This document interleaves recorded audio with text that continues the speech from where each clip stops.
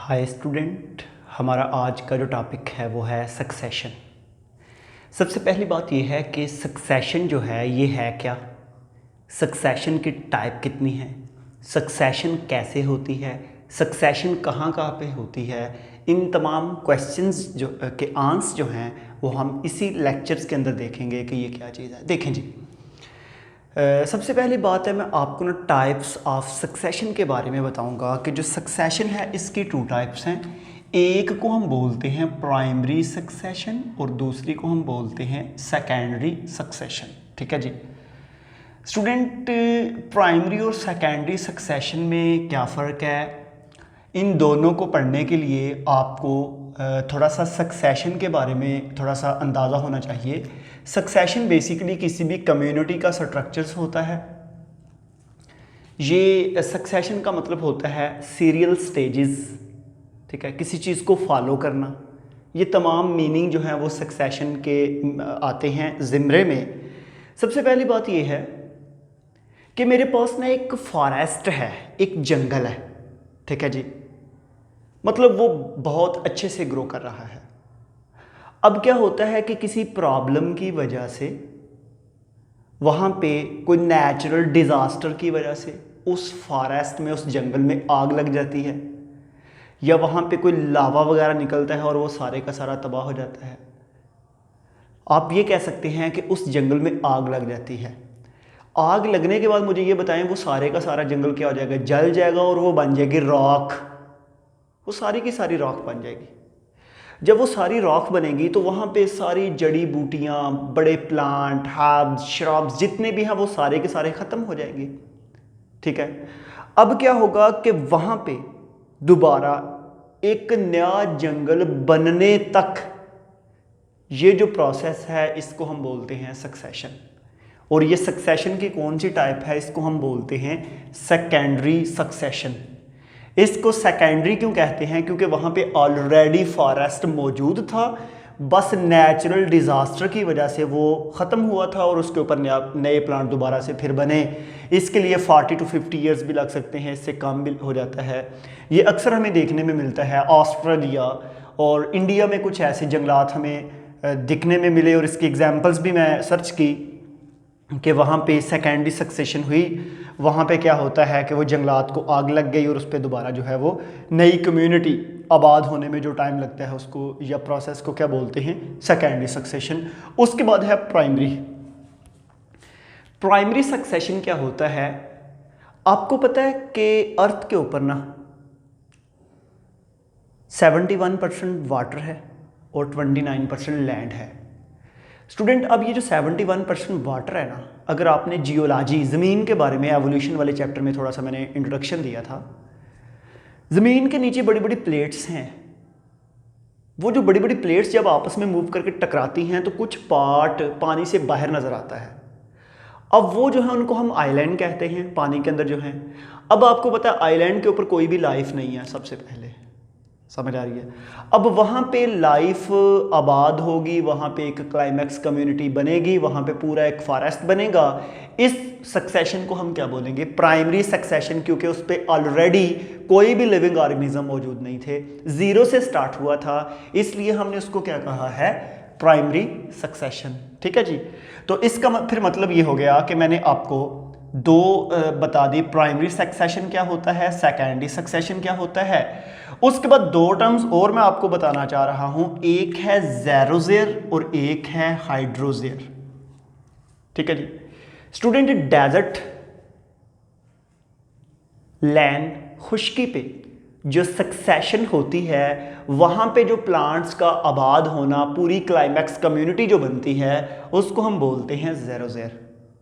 ठीक है जी, और पानी के अंदर जो कम्युनिटी बनती है, पानी के अंदर जो स्पीशीज़ का आगाज़ होता है, वहाँ पे पूरी कम्युनिटी बनने के प्रोसेस को हम क्या बोलते हैं, हाइड्रोज़ेर। ओके, और ऐसे जो है यहाँ पे ज़ेरोज़ेर और हाइड्रोज़ेर दोनों को आप देखकर आपके जहन में आया होगा कि जो हाइड्रोजेर है वहाँ पे तो पानी बेशुमार है, जो ज़ेरोजेर है जो सहरा में होते हैं, लैंड पे होते हैं, जिस तरह के सैक्यूलेंट प्लांट जो होते हैं उनके अंदर वाटर कहाँ से आएगा, वो वाटर को कैसे स्टोर करेंगे। तो मैंने यहाँ पे एक पॉइंट छोड़ा हुआ है कि उनके अंदर ना कुछ किस्म के सेल्स होते हैं जिसको हम बोलते हैं पेरेन्काइमा सेल्स। वो जो पेरेन्काइमा सेल्स होते हैं उनका काम होता है इसको स्टोर करना। पेरेन्काइमा सेल्स को का काम है वाटर को स्टोर करना और प्लांट्स के अंदर जो पानी है उसकी कमी को पूरा करना। ओके जी, तो ऐसे स्टूडेंट फिर जो है मैंने आपको इसका थोड़ा सा इंट्रोडक्शन बताया और यहाँ पे कुछ पॉइंट्स हैं सक्सेशन में कि कम्युनिटी स्ट्रक्चर्स। सक्सेशन में हम बेसिकली कम्युनिटी का स्ट्रक्चर्स देखते हैं। जो मैंने ये डायग्राम बनाई है उसको मैं वन बाय वन एक्सप्लेन करता हूँ, ठीक है जी। तो जब भी आप सक्सेशन को देखेंगे, सक्सेशन के कुछ स्टेजेस हैं जिसको मैंने लिखा हुआ है general stages can be recognised. देखें ना स्टूडेंट, अगर आपके पास प्राइमरी सक्सेशन की हम बात कर लेते हैं कि अगर हमारे पास एक नया आइलैंड है या ज़मीन के अंदर से लावा निकलता है, जब ज़मीन के अंदर से लावा निकल के वो बाहर आता है तो उसके ऊपर भी लाइफ नहीं है, वहाँ पे भी दोबारा से लाइफ बनेगी, तो उस पे जो सक्सेशन होगी उसको हम प्राइमरी कहेंगे। अब वो जो प्राइमरी सक्सेशन है स्टूडेंट, पहले ही दिन उसके ऊपर लाइफ नहीं बन जाती, वो कुछ स्टेजेस है, आहिस्ता आहिस्ता वक्त के साथ उसके ऊपर इंप्रूवमेंट आती है। तो उसको मैंने एक पॉइंट लिख दिया है जिसको हम बोलते हैं general stages can be recognise. जी देखें जी, अब मेरी बात को जरा गौर से सुनना है तमाम बच्चों ने। सबसे पहले मैं ना यहाँ पे एक बना देता हूँ माउंटेन, ठीक है जी। ये है जी मेरे पास एक माउंटेन।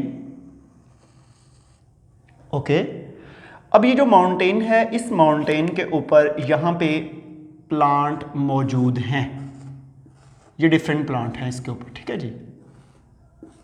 अब इसके ऊपर मैं छोटे छोटे प्लांट भी बना देता हूँ। इस माउंटेन पे ये प्लांट हैं और आपको पता है कि ज़मीन के अंदर अगर आप ज़मीन को देखें, ऊपर क्रस्ट है, क्रस्ट के नीचे मेंटल है, मेंटल के अंदर कोर है। इसके अंदर यहाँ पे अगर ना हमारे पास वोल्केनो लावा इधर से निकलता है, बाहर गिरता है, इधर सारे का सारा लावा गिर जाता है। अब ये जो बाद में आपको पता है ये चट्टान बन जाती है, ठीक है। अब ये जो चट्टान है इसके ऊपर लाइफ ने, यहाँ पे लाइफ ने आगाज़ करना है, नई लाइफ ने आबाद होना है, जिसको हम क्या कहेंगे प्राइमरी सक्सेशन। और स्टार्ट में ये जो जब लावा उस वक्त ये इतना हीट इसमें होती है क्योंकि ये प्लाज्मा स्टेज में होता है, इसके ऊपर तो लाइफ उस वक्त पॉसिबल नहीं है। लेकिन आहिस्ता आहिस्ता जब ये कूल होता है वक्त के साथ, जब ये ठंडा होता है तो फिर इसके ऊपर लाइफ स्टार्ट होती है। अब देखें जी, इसका मतलब है कि इसको हम कहेंगे उस वक्त है जी ये बेयर रॉक्स, ठीक है जी। ये है जी बेयर रॉक्स, मीन के जब ये निकला है, निकलने के बाद उस पे लाइफ पॉसिबल ही नहीं, ये चट्टान है, बेयर रॉक्स है। यहाँ पे मैंने इसकी स्टेज बना ली है। ये रेड कलर वाली जो है इसको मैंने कह लिया बेयर रॉक्स, चट्टान। आप ये इसको लावा कह सकते हैं, लावा जो है वो निकला वोल्केनो, या आप इसको वो कह सकते हैं जो प्लेट्स आपस में टकराने, टेक्टोनिक प्लेट्स आपस में टकराने के बाद वो नया आइलैंड बना। स्टूडेंट ये बेयर है, इसके ऊपर कोई भी चीज़ नहीं है, बिल्कुल इसके ऊपर ना लाइफ पॉसिबल नहीं है, क्योंकि आपको पता है कि अगर डायरेक्ट आप यहाँ पे एक प्लांट सीड गिराएं, किसी भी प्लांट का सीड गिराएं, तो यहाँ पे वो प्लांट ग्रो नहीं करेगा क्योंकि उसकी रूट को पेनिट्रेट करने के लिए सॉइल चाहिए। तो ये तो चट्टान है, ये तो बिल्कुल आप ये कह सकते हैं, फ़र्ज़ कर ले फर्श है, मतलब कि आपके घर का फर्श है, फर्श के ऊपर आप सीड ग्रो करें वो कभी भी ग्रो नहीं करेगा। उसको ग्रो करने के लिए क्या चाहिए, मट्टी, सॉइल। यहाँ पे ऐसा पॉसिबल नहीं है। इसका मतलब ये जो बेयर रॉक्स है इसके ऊपर सबसे पहले कोई स्पीशीज़ आकर गिरेगी, कोई ना स्पीशीज़ इस पे ग्रो करेगी ना। जब ग्रो करेगी तो तब ही तो हमारे पास क्लाइमैक्स कम्युनिटी बनती है, तब ही तो सक्सेशन का प्रोसेस कंटिन्यू होगा। तो वो जो स्पीशीज़ सबसे पहले आकर इस पे ग्रो करती है उसको हम बोलते हैं पाइनियर स्पीशीज़। पाइनियर का मतलब भी पहला होता है। अक्सर आप गवर्नमेंट कॉलेज या कोई भी प्राइवेट कॉलेज है, एक नया बनता है, उसमें जो सबसे पहला बैच होता है उसको बोलते हैं ये पाइनियर बैच है। ओके जी, तो आपको पता है आपने एक स्पीशीज़ पढ़ी थी चैप्टर 8 फर्स्ट ईयर फिंजाई में, लाइकन्स। मैंने बताया था कि when two different types of species associate to each other and that dependent to each other called lichens. Lichens formed from fungi and algae. जब algae and fungi आपस में collaborations करते हैं तो उससे जो न्यू स्पीशीज बनती है उसको हम क्या बोलते हैं, लाइकन। तो स्टूडेंट लाइकन की बेसिकली कितनी टाइप हैं, 3, क्रस्टोज, फोलियोज एंड फ्रूटिकोज। ओके, तो इन तीनों में से जो सबसे हार्ड है, हार्ड इन्वेडर्स, जो सबसे हार्ड है उसको हम बोलते हैं क्रस्टोज लाइकन। मैं अगर यहाँ पे थोड़ा सा हिंट आपको दे दूँ, 3 तरह के लाइकन्स हैं। पहला है क्रस्टोज, क्रस्टोज के बाद है फोलियोज, और फोलियोज के बाद है फ्रूटिकोज। ओके, ये 3 तरह के जो लाइकन्स हैं। ये जो चट्टान थी इसके ऊपर ये ब्लू कलर के मैंने कुछ स्ट्रक्चर बनाए हैं, आप इसको फर्ज कर लें जी, ये क्रस्टोज लाइकन है। सबसे पहले इस रॉक के ऊपर क्रस्टोज लाइकन आकर गिरेगा, और क्रस्टोज लाइकन का काम होता है कि उसको सॉइल नहीं चाहिए। क्रस्टोज लाइकन हेट्रोट्रॉफ्स भी है और ऑटोट्रॉफ्स भी है। हेट्रोट्रॉफ क्यों? क्योंकि उसके अंदर फंजाई होती है। लाइकन का मैंने आपको पहले ही बताया कि लाइकन 2 चीज़ों से मिलके बनता है। किस किस से? फिंजाई से, और फिंजाई के साथ एल्गी से। ठीक है जी। अब लाइकन 2 टाइप से मिलके बनता है, 2 डिफरेंट टाइप्स ऑफ ऑर्गेनिज्म से, फिंजाई एंड एल्गी से। फिंजाई हेट्रोट्रॉफ्स है, एल्गी क्या है, ऑटोट्रॉफ। जब उस बेयर रॉक्स के ऊपर लाइकन गिरेगा, अगर तो वहाँ पे कुछ मिनरल्स होंगे, क्योंकि रॉक्स के अंदर मिनरल्स तो हैं, फिंजाई उसको ऑब्जर्व करेगी, और एल्गी जो है वो लाइट की मौजूदगी में फूड बनाएगी, जिससे लाइकन वहाँ पे ग्रो करना स्टार्ट कर देंगे। तो इस तरह सबसे पहले क्रस्टोज लाइकन के बाद अगली जो स्टेज होगी उसको हम बोलते हैं फोलियोज या फोलिएज। उसको हम बोलते हैं फोलिएज लाइकन। मैंने आपको बताया कि क्रस्टोज, फोलियोज एंड फ्रूटिकोज। ठीक है। फोलिएज लाइकन जो है इसकी शेप होती है लीफ की तरह की, और फ्रूटिकोज की शेप होती है फ्रूट की तरह की। क्रस्टोज जो है ये बिल्कुल पैरेलल होते हैं, ज़मीन के ऊपर क्रस्ट से ये निकला है क्रस्टोज लाइकन। तो मैंने क्या किया है कि अगली स्टेज पे क्या हुआ है कि मैंने नेक्स्ट जो स्पीशीज़ है ये ब्लैक कलर की बनाई है और थोड़ी सी लीफ की तरह की। फोलियोज जो है जिसको हम फोलिएज लाइकन भी कहते हैं, लीफ की तरह की। ठीक है। अब देखें, पहले ये बेयर रॉक्स थी, इसके ऊपर फिर क्रस्टोज लाइकन आए, फिर उसके बाद क्या आया, फोलिएज लाइकन आए। अब क्या होता है कि आपको पता है कि जो फोलिएज लाइकन हैं उनके नीचे छोटे छोटे राइजाइड्स होते हैं। राइजाइड रूट की तरह के स्ट्रक्चर्स होते हैं जो थोड़े थोड़े पेनिट्रेट करते हैं रॉक्स के अंदर। जब रॉक्स के अंदर पेनिट्रेट करते हैं ना, तो स्टूडेंट फिर आपको पता है कि वहाँ पे अगर बारिश होगी, पानी जो है उन छोटे छोटे डिप्रेशंस के अंदर जाएगा, रॉक के अंदर जाएगा। रॉक के अंदर जाने के बाद जब दिन और रात में टेम्परेचर चेंज होगा तो रॉक्स जो है उसकी ऊपर वाली सरफेस ज़रा थोड़ी सी बुरबरी सी हो जाएगी, टूटना स्टार्ट हो जाएगी। समझ आ रही है? जब ऊपर वाली सरफेस टूटना स्टार्ट हो जाएगी तो देखें बेयर रॉक्स और इस स्टेज पे ज़रा थोड़ा सा फ़र्क आ गया है। पहली स्टेज पे बिल्कुल चट्टान बंजर थी, अब चट्टान के ऊपर छोटी छोटी सरफेस भी टूटना स्टार्ट हो गई है। और अगली बात कि जो क्रस्टोज और फोलियोज लाइकन हैं जो डेड होंगे वो भी उस सरफेस के अंदर मिक्स होते जाते हैं, जिस तरह फिर किसकी फॉर्मेशन होना स्टार्ट हो जाती है, सॉइल की। ओके। उसके बाद नेक्स्ट स्टेज है मॉस स्टेज। आपने स्टूडेंट पढ़ा होगा ब्रायोफाइट्स। ओके। ब्रायोफाइट्स में आपने 3 उसके ग्रुप्स पढ़े हैं, हेपेटिकोप्सिडा, ब्रायोप्सिडा एंड एंथोसेरोप्सिडा। जो ब्रायोप्सिडा है उसको हम मॉस भी कहते थे। वहां पे फिर ब्रायोफाइट्स के स्पोर, आपको पता है कि आपकी ये जो एयर है इसके अंदर स्पोर मौजूद हैं, फिंजाई के स्पोर मौजूद हैं, एल्गी के हैं, बहुत से छोटे छोटे माइक्रो ऑर्गेनिज्म, प्रोटिस्ट के स्पोर हैं, ब्रायोफाइट्स के स्पोर हैं।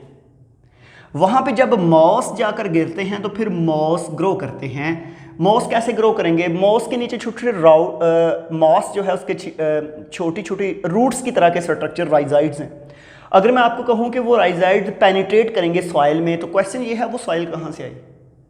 वो बनाई फोलिएज लाइकन ने, क्रस्टोज लाइकन ने, क्योंकि ये डेड होकर वहाँ पे डेड ऑर्गेनिक मैटर बन गया। ओके। तो ऐसे जो है फिर मॉस जो स्टेज है इसके अंदर हम बात करते हैं पॉलीट्राइकम की। समझ आ रही है? आपको पता है फ्यूनेरिया, पॉलीट्राइकम जो है ये सारे के सारे इसके अंदर आते हैं। डर्मेटोकार्पन, टार्टोला जो है वो हमारे पास फोलिएज लाइकन, और क्रस्टोज में मैंने चार तरह के जो लाइकन मैंने आपको पहले भी पढ़ाए थे। बेसिडिया, फर्स्ट ईयर में बेसिडिया, लैकुनर, उसके बाद पार्मिलिया, रैमलेना, ठीक है। ये जो हैं crustose, foliose and fruticose lichen की टाइप्स हैं, इस तरह के स्पीशीज, ठीक है। अच्छा, अब वहाँ पे जब ब्रायोफाइट्स आकर ग्रो किए, उन्होंने भी उसको फर्दर ब्रायोफाइट्स पैदा होते गए, मरते गए, पैदा होते गए, मरते गए। मुझे ये बताएं कि इस स्टेज पे जाके सॉइल की कंसंट्रेशन इंक्रीज हुई है या डिक्रीज हुई है? इंक्रीज, क्योंकि जो लाइकन वहाँ पे ग्रो करते जाएंगे, जब वो लाइकन डेड होंगे तो वहाँ पे मिक्स होते जाएंगे। इस तरह जो है आपकी पहाड़ों की चट्टानें जो हैं, अक्सर आप ये नॉर्दर्न एरियाज़ पाकिस्तान में जाएं तो जो पहाड़ है ना, पहाड़ जो आप हुंजा वैली की तरफ जाएं तो बीच बीच में पैचेस में कुछ प्लांट्स, कुछ हर्ब्स एंड श्रब्स ग्रो की हुई हैं, और कुछ पे अभी कुछ भी ग्रो नहीं किया, और कुछ जगह पे अभी लाइकन्स हैं, तो वहाँ पे सक्सेशन का प्रोसेस अभी जारी है। ओके, तो ऐसे स्टूडेंट फिर हमारे पास जो है मॉस के बाद अगली स्टेज है जी हर्बेशियस प्लांट्स, हर्ब्स। कुछ बुक्स में लिखा है कि ऐसे प्लांट जिनकी हाइट 8 फीट से कम हो, कुछ पे 12 फीट लिखा हुआ है, कुछ पे 6 फीट लिखा हुआ है।